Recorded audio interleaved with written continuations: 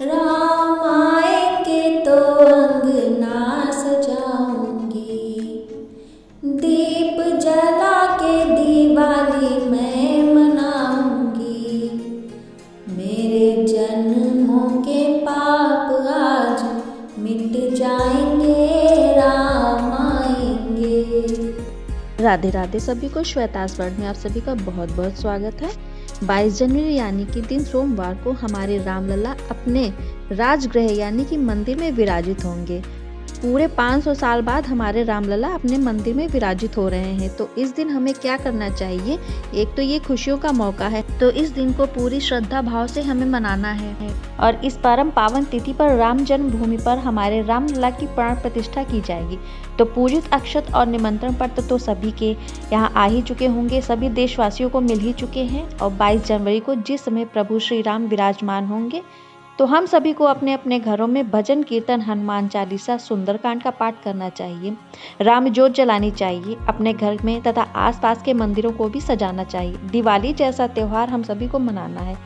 हम लोग बहुत ही भाग्यशाली हैं जो साल में 2 बार दीपावली मनाएंगे। आइए जानते हैं कि हमें किस तरीके से 22 जनवरी को राम ज्योति जलानी है। अगर आपके पास इस तरह की तस्वीर है तो आप तस्वीर ले लीजिए। अगर आपके पास विग्रह है जिसमें पूरा राम दरबार है तो आप उसे भी ले लीजिए। और कोई लाल या पीले कपड़ा का आसन बिछा लीजिए, फिर उस पर आप अपनी राम दरबार की तस्वीर को विराजित कर सकते हैं। उसके बाद हम जिस तरह से दीपावली में लक्ष्मी गणेश जी की पूजा करते हैं, हमें लक्ष्मी और गणेश जी को आसन दे देना चाहिए। अच्छा, लक्ष्मी गणेश को हम क्यों विराजित करते हैं? क्योंकि माता सीता लक्ष्मी जी का स्वरूप हैं और लक्ष्मी जी जब हमारे घर में आती हैं तो गणेश जी शुभता का प्रतीक हैं और बुद्धि विवेक के दाता हैं गणेश जी। तो हमें लक्ष्मी जी के साथ गणेश जी की भी पूजा करनी है। और लक्ष्मी जी सदैव अकेले रहती नहीं है, उन्हें विष्णु जी के साथ भी उनकी पूजा करनी चाहिए। तो राम दरबार की तो पूजा करनी, उसी में विष्णु भगवान और उसी में लक्ष्मी जी हैं।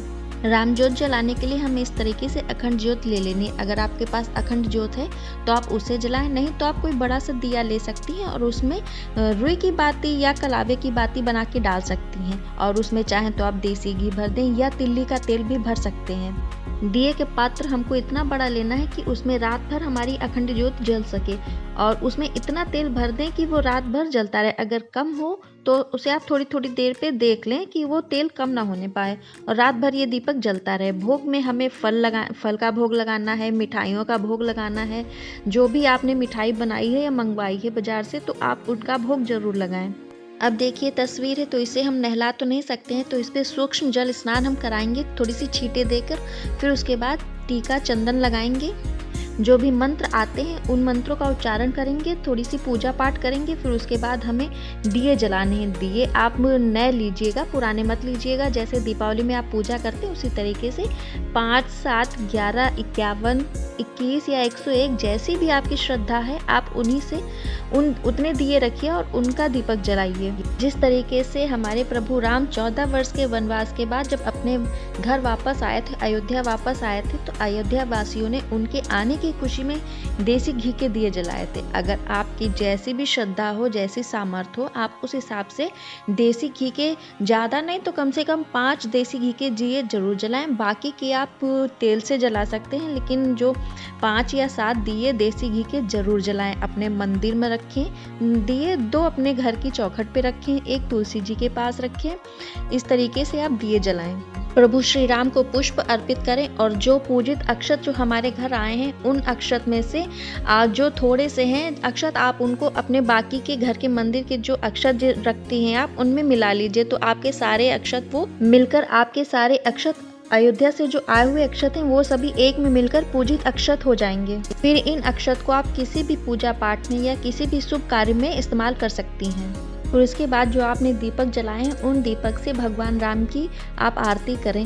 फिर आरती करने के बाद इन्हें आचमन करके अपने घर के चौखट पे, अपने एक घर के मंदिर में तुलसा जी के पास रखें और अपने जीवन की मंगल कामना के लिए, अपने परिवार की सलामती के लिए आप प्रभु से प्रार्थना करें। जो भी आपने भोग लगाया है, जो भी आपने मिठाई मंगाई हैं, वो आपस में एक दूसरे को आस पड़ोस में वो मिठाइयाँ बांटें, नए कपड़े पहने और इस दिन भगवा ध्वज जरूर लहराएं।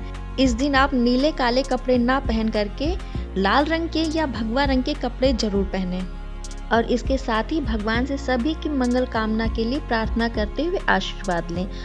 आशा करती हूँ कि यह वीडियो आपको पसंद आई होगी और अगर यह वीडियो आपको अच्छी लगी हो तो इसे लाइक करें और सब्सक्राइब भी कर दें। मिलते हैं अगली ऐसी महत्वपूर्ण जानकारी के साथ अगले वीडियो में। तब तक के लिए राधे राधे, जय श्री कृष्ण।